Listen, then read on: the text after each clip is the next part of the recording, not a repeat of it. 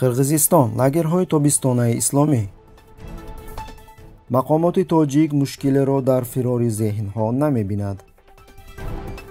ширкати хусусии низомии Вагнер қирғиз ва o'zbekҳоро ҷалб мекунад.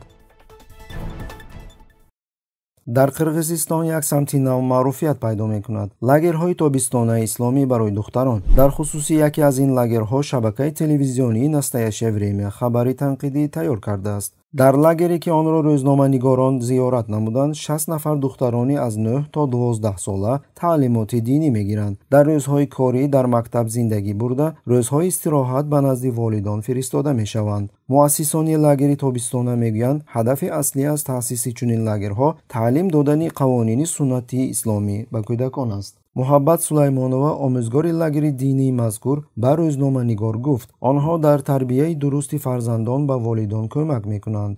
жаштарды жакшылыкка чакырып, жамандыктан кайтаруу, диний тарбия бергенибиз жакшы да. Себеби ата энелерине тыштап коюп, бакпай карабаган, ата энесин укпагандар толтура. Соткада отуруп жалоба кылган ата энелер көп. Балам тарбиялап берчи, соткадан ары болбой атат, бизди укпай атат, саба окубай жатат, китеп окубай жүрөт деп. Биздин максатыбыз ушу, илим алсын, динде тарбиялансын, ата энесиге жардам берип карайт, ата энени баалайт да.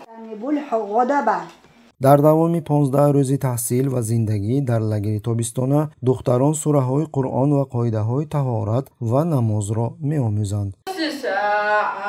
Qur'onda kelgan uchurda ошол тамгаларды қобили зикр аст ки муаллифони гузориш аз бадном кардани лагерҳои тобистонаи исломӣ аз вазъи гӯё зидди санитарӣ дар онҳо ёдоварӣ карда, инчунин бо истинод ба иқтибосҳои гӯё мутахассисонӣ такя карданд, ки аз мавҷудияти чунин муассисаҳо изҳори нигаронӣ мекунанд. Но разрешение на открытие лагеря или лицензии, дающие право давать образование, сотрудники не смогли предоставить нам.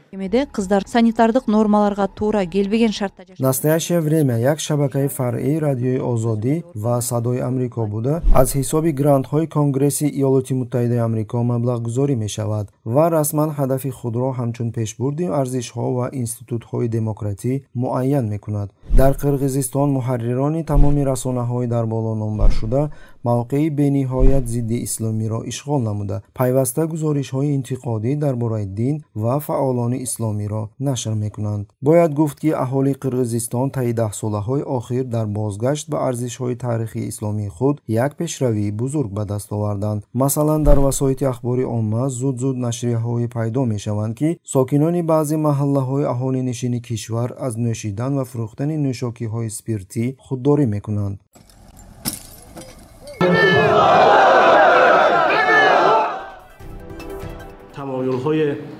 мақомоти Тоҷикистон изҳор доштанд ки тамоюли ба истилоҳ фирори зеҳнҳо ба кишвар хатаре надорад. дар ин бора рӯзи 28 июл дар як нишасти матбуотӣ мудири маркази тадқиқоти стратегӣ назди президенти Тоҷикистон Хайриддин Усмонзода дар шарҳи оиди гирифтани шаҳрвандии Русия аз ҷониби тоҷикон изҳори назар кард. ба гуфтаи Усмонзода, хуруҷи насли Навраз аз кишвар ва гирифтани шаҳрвандии кишвари дигар ба ҷуз риояи принсипи озодӣ ва ҳуқуқи шаҳрвандон, ин аз он шаҳодат медиҳад ки дар Тоҷикистон принсипи озодӣ ва ҳуқуқи шаҳрвандон риоя мешаванд. ин вазъ наметавонад оқибатҳои ногувор ба бор орад ва ба ояндаи Тоҷикистон таҳдид кунад, гуфт ӯ. ба гуфтаи ӯ, қабули шаҳрвандии Русия аз ҷониби зодагони Тоҷикистон наметавонад барои рушди иқтисодӣ ва иҷтимоии кишвар монеа эҷод кунад.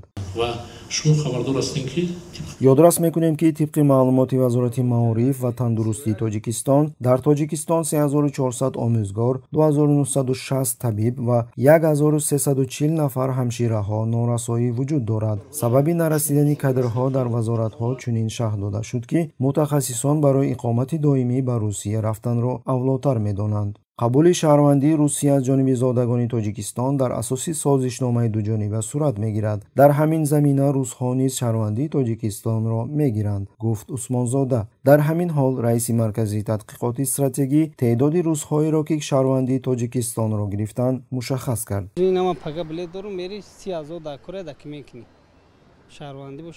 коршиносон тамоюли хуруҷи мутахассисонро ба чанд омил марбут медонанд. пеш аз ҳама ин вазъи иқтисодӣ ки рӯз аз рӯз бадтар мешавад, кори каммузд, биоқибати рушд дар касб ва албатта сатҳи баланди коррупсия аст. вазъияти дохилии сиёсӣ низ нақши муҳим дорад. имрӯз барои интиқоди ҳукуматдорон шахс метавонад зиндонӣ гардад. Ona як гурӯҳи кӯчак буданд ҷинояткорон, оно чунки номбар кардеш. шаҳрвандони ӯзбекистон ва қирғизистонро тавассути шабакаи иҷтимоӣ зери пардаи эълони ҷойҳои кори холӣ дар ширкатҳои посбонӣ ба ширкати хусусии низомии Вагнер барои ҷанг дар Украина ҷалб карда истоданд. хабар медиҳад маркази таҳқиқотии журналистӣ Media Hub. Совсем недавно на крупных кыргызских пабликах тавре дар тафтишот зикр гардид, таи чанд ҳафтаи охир дар бахшҳои шабакаҳои иҷтимоии қирғизӣ ва ӯзбекӣ таблиғҳои кор дар ширкатҳои хусусии посбонии Русия пайдо шуданд. дар эълон гуфта мешавад ки маоши моҳона дар чунин ширкатҳо 100 000 рубли русӣ аст. илова бар ин корфармо ӯҳдадор мешавад ки хароҷоти марбут ба вуруди шаҳрвандони Ӯзбекистон ва Қирғизистон ба Русияро пардохт кунад. Добрый день. На данный момент набор на вакансию охранников ЧОП временно приостановлен из-за обстоятельств. вақте ки рӯзноманигорони Media Hub ба рақами телефонӣ дар реклам оварда шуда ба тамос баромаданд, шахси ба тамос баромада гуфт ки ширкати хусусии посбонӣ дар ҳоли ҳозир бо сабаби тағйири нақшаҳо ҷалб карда намешаванд, аммо афзуд ки одамон барои ширкат дар амалиёти вижа дар Украина ҷалб карда мешаванд. онҳо дар як моҳ 240 000 рубл пешниҳод карданд. ҷадвали корӣ зиёда аз 4 моҳ буд. дар бораи омодагии ҳарбӣ напурсиданд. онҳо ҳатто шахсони дорои собиқаи ҷиноятиро қабул мекунанд, ба шарте ки онҳо шаҳрвандони Иттиҳоди Аврупо ва НАТО набошанд. барои хидмати зиёда аз 6 моҳ шакли соддашудаи гирифтани шаҳрвандии Русия пешбинӣ шудааст. муҳимтар аз ҳама, онҳо менависанд ки даъватшаванда вазифаҳоро дар минтақаҳои амалиёти махсус дар Украина иҷро мекунад ва ширкат ба манфиати вазорати дифои Русия кор мекунад. дар сурати осеб гирифтан ҷубронпулӣ пешбинӣ нашудааст, гуфта мешавад дар тафтишоти рӯзноманигорон. агар шахс барои рафтан ба Украина розӣ шавад, корфармо аз ӯ талаб мекунад ки ҳама аккаунтҳое ки дар шабакаҳои иҷтимоӣ дорад нест кунад. на смартфон, балки ба ҷои он телефони тугмадор бе камера истифода мебарад. Yurtdamiz. Shu nima niyatda kelgan bo'lsa, shunday niyatlarda yurganimiz yaxshi. Ukraina bilan urush bo'lishiga men qarshiman. ҷалби фаъоли шаҳрвандони кишварҳои Осиёи марказӣ аз оғози ҳамлаи Русия ба Украина тавассути сохторҳои мухталиф дар саросари Федератсияи Русия идома дорад.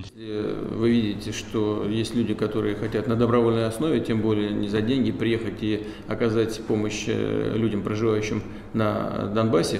Ну что же, надо пойти им навстречу.